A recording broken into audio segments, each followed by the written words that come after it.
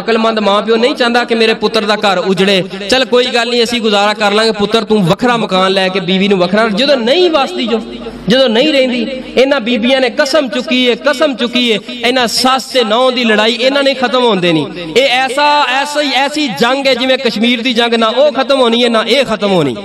AD जंग है। उन्हें माड़ी जी गल की है, इन्हें इस तरह महसूस करना है। उन्हें जे नौ दे कोलों माड़ा आ जाए, किते कोई नुकसान हो गया, दुध डुल गया, कोई सालन दे अंदर घाटा वाधा हो गया, मिर्चा चाहिए देवे कि मां है चलो गलती हो गई है, उस धी दे कोलों नौ नूं धी ना समझे ते बर्दाश्त कर दे।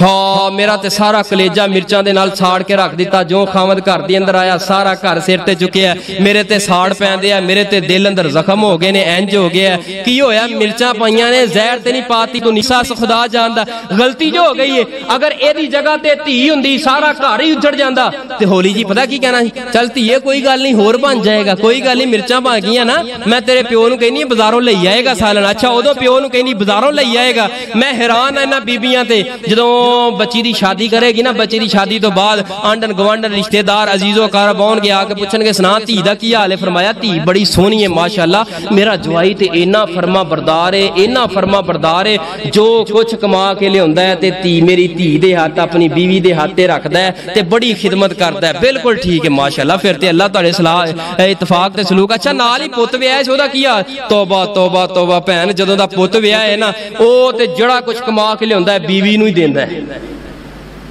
अच्छा जे एदा जवाई धी नूं दे ते ओ फरमा बरदार है, जे एदा पुत बीवी नूं दे बीवी थले लगा है। ये तो उत्ते गल कोई नहीं, बीवी थले लगा है, बीवी थले लगा की है यार, आखिर मां ओ आखिर बीवी है, ओदे नाल भी मोहब्बत करनी है, आखिर कोई ना कोई मोहब्बत ओदे नाल भी ते करनी है। हुण ओदे नाल सास दे सामने मां दे सामने लड़ता रहे ते फिर बड़ी खुश रहेगी।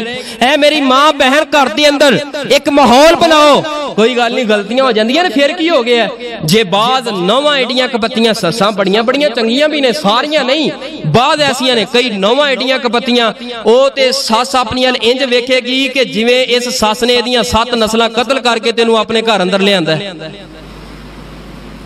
भी भुखी गां जिवें ने खा नहीं जाना हुंदा सस नूं, भी सस ने माड़ी जी गल करती ते बर्दाश्त कर लै, की हो गया यार, घर दे अंदर माहौल एवें बनेगा। अगर तुसीं बराबरियां करदियां रहियां घर अंदर माहौल नहीं जे बनेगा।